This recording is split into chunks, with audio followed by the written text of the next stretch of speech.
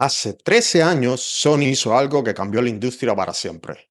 No fue un juego, no fue una consola, fue un video.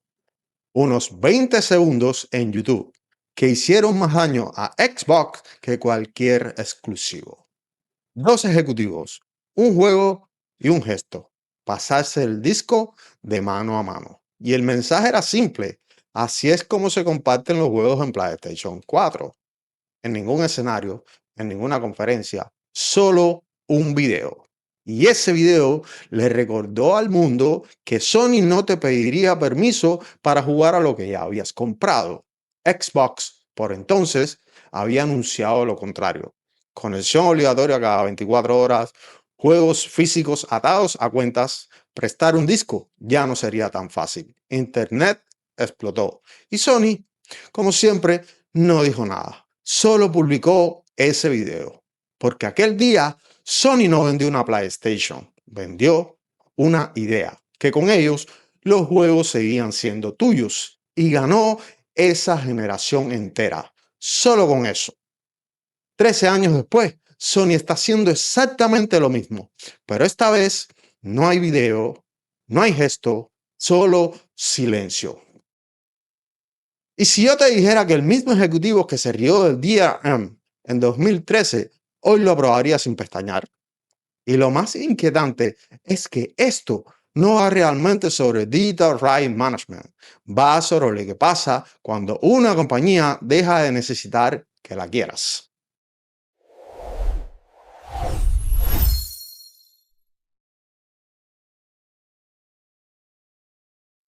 Probablemente no te enteraste, porque no hubo State of Play, no hubo conferencias, ningún ejecutivo subió a un escenario para explicarlo. Simplemente apareció. A finales de marzo del 2026, Sony empezó a introducir un nuevo sistema dentro de las licencias digitales de PlayStation 4 y PlayStation 5. Un sistema que casi nadie notó, hasta que un modder llamado Lace McDonald empezó a mirar dentro de su consola y encontró algo muy raro. Un temporizador, 30 días, en juegos digitales comprados desde marzo, con fecha de inicio y fecha de final. Durante unos días, Internet entero creyó que Sony podía pagar juegos que ya habías comprado, porque el miedo era muy simple, que si tu consola pasaba demasiado tiempo sin conectarse a Internet, podías perder acceso a juegos que ya habías pagado. Después, se supo que solo era un problema si la consola nunca se conectaba en sus primeros 30 días. Pero el miedo, ese ya estaba fuera. Y aquí es donde la historia se pone incómoda, porque el mismo tipo de sistema del que Sony se burló en 2013 era ahora el centro de una nueva polémica. Sony nunca prohibió el DRM del todo, pero no lo impuso, y eso fue suficiente para ganar. Ahora lo estaba probando otra vez. Cuando los primeros usuarios empezaron a hablar de esto en redes, la reacción fue inmediata y brutal, porque el soporte oficial de PlayStation empezó a responder cosas distintas a cada persona. A uno les decía que sí, que la verificación era obligatoria, a otro les decía que no había ningún problema, y mientras tanto, Sony callaba. Días enteros sin decir absolutamente nada, y cada día de silencio era un día más de rumores, más videos, más capturas, más gente preguntándose si su biblioteca digital era realmente suya. Y aquí ocurrió algo clave, porque cuanto más callaba Sony, más parecía que estaba intentando esconder algo. No es el error, es el silencio. Una compañía puede equivocarse, pero cuando cambia algo importante sin avisar y espera que nadie lo note, la sensación que deja es completamente distinta. Y eso nos lleva directamente a 2013, porque ese miedo ya lo habíamos sentido antes. Año 2013, Microsoft presentaba Xbox One y comete probablemente el peor desastre de comunicación en la historia moderna del gaming. La consola necesitaría conectarse a Internet cada 24 horas. Los juegos físicos estarían vinculados a cuentas. Prestar un disco a un amigo ya no sería tan simple. e Internet explotó. YouTube explotó. Todo el mundo sentía lo mismo, que Xbox estaba intentando controlar algo que hasta ese entonces pertenecía a los jugadores. Y mientras Microsoft se hablaba en su propio anuncio, Sony publicó un video. Dos ejecutivos, un juego, pasarse el disco de mano, así, sin más. El video duraba unos 20 segundos y el mensaje era simple. Así es como se comparten los juegos en PlayStation 4. No fue una conferencia, no fue un escenario, fue un video en YouTube. Y probablemente destruyó años enteros en estrategias de Xbox. Pero aquí viene la parte irónica, porque ahora la compañía que ganó defendiendo la libertad del jugador empieza a parecerse muchísimo a aquella Xbox. Y cuando miras a Sony del 2026, no ves a la compañía que publicó aquel video. Ves a la Xbox del pasado, la que juraste que nunca comprarías. Después de varios días de caos, Sony finalmente respondió, pero no lo hizo en un comunicado oficial. No hubo video, no hubo transparencia. La explicación llegó a través de portavoces, a medios como GameSpot y GameSpot. Y la respuesta fue curiosa. Sony confirmó que sí, que existía un nuevo sistema de verificación, pero aseguró que no había motivos para preocuparse. Según la compañía, la comprobación solo ocurre una vez. Después de esa primera verificación online, el juego seguiría funcionando normalmente. Una explicación lógica casi razonable, pero el problema no era realmente la explicación. El problema era cómo había llegado. Después del incendio, después del miedo, después de días enteros viendo a millones de personas preguntarse si sus compras digitales podían desaparecer. Y aquí es donde mucha gente empezó a hacerse una pregunta. ¿Y si esta verificación no es el final? ¿Y si es solo el principio? Porque las compañías rara vez cambian hábitos de golpe. Lo cambian poco a poco. Hasta que un día lo nuevo ya parece normal.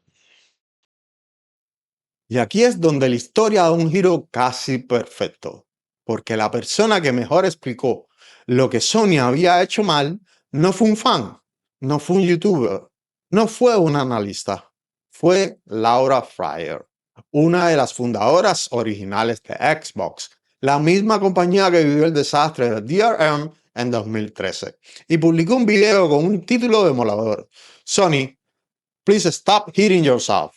Y dentro del video explicó algo extremadamente simple. Cuando haces cambios importantes a escondidas, sin avisar, la sensación que transmites es que intentas ocultar algo. Y aunque después expliques que no era tan grave, ya es demasiado tarde. Porque una vez que rompes la confianza, la gente empieza a observarte de otra manera. Cada decisión futura se interpreta con sospecha. Y eso no se arregla con un portavoz, no se arregla con un tweet, y mucho menos cuando ya existe un patrón. Porque cuando juntas todo lo que Sony ha hecho en los últimos años, aparece algo incómodo. Helldivers 2. Sony intentó obligar a millones de jugadores de PC a vincular cuentas de PlayStation sin avisar. Miles de reseñas negativas aparecieron en cuestión de horas. Steam se incendió. Los jugadores no negociaron y Sony retrocedió. Pero lo importante no es que retrocediera, es que lo intentó. La subida de precio de PlayStation 5, sin un nuevo modelo, sin mejoras importantes, solo más cara. La desaparición silenciosa del nombre PlayStation Network, sin anuncios, sin explicaciones, y ahora un sistema de verificación nuevo dentro de juegos digitales. 4 decisiones distintas, pero idénticas en una cosa: cambios importantes, hechos en silencios, esperando que nadie se diera cuenta.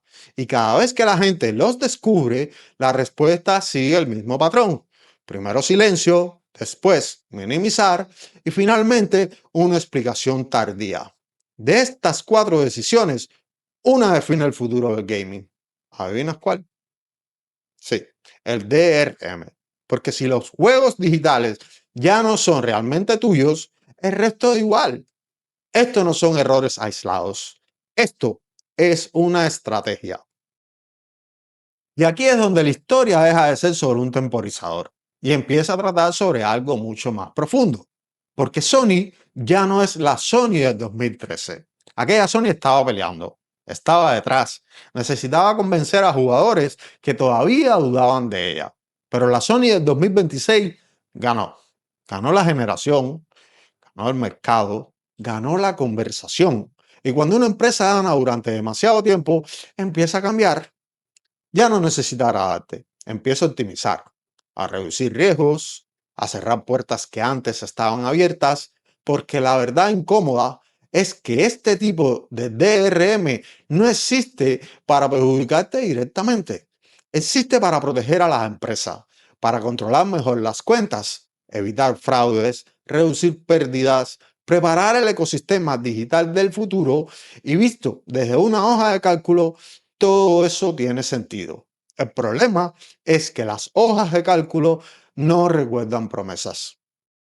Porque cuando Sony publicó aquel video en 2013, nos prometió algo. No con palabras, con un gesto.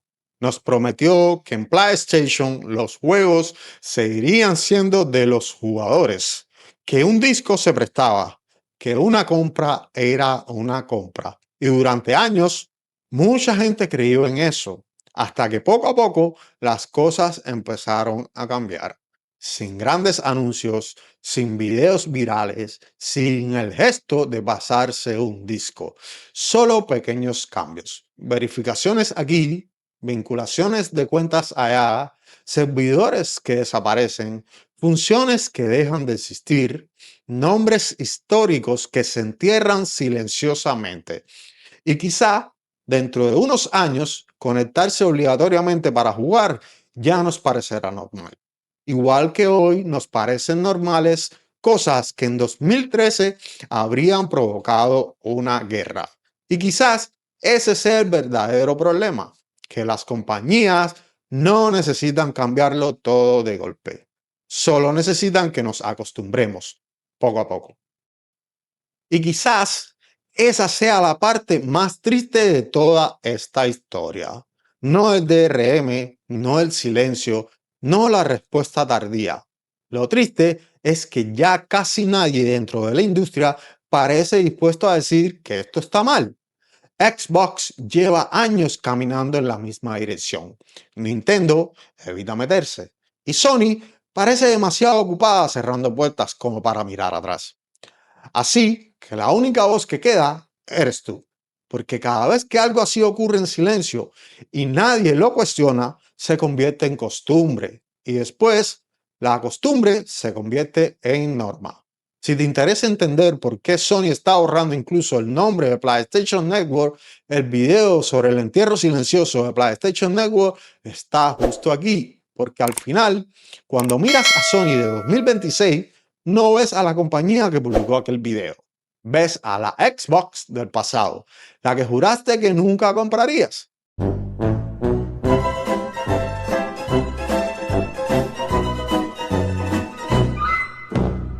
Mis nenes, gracias por ver. Los quiero. Chao.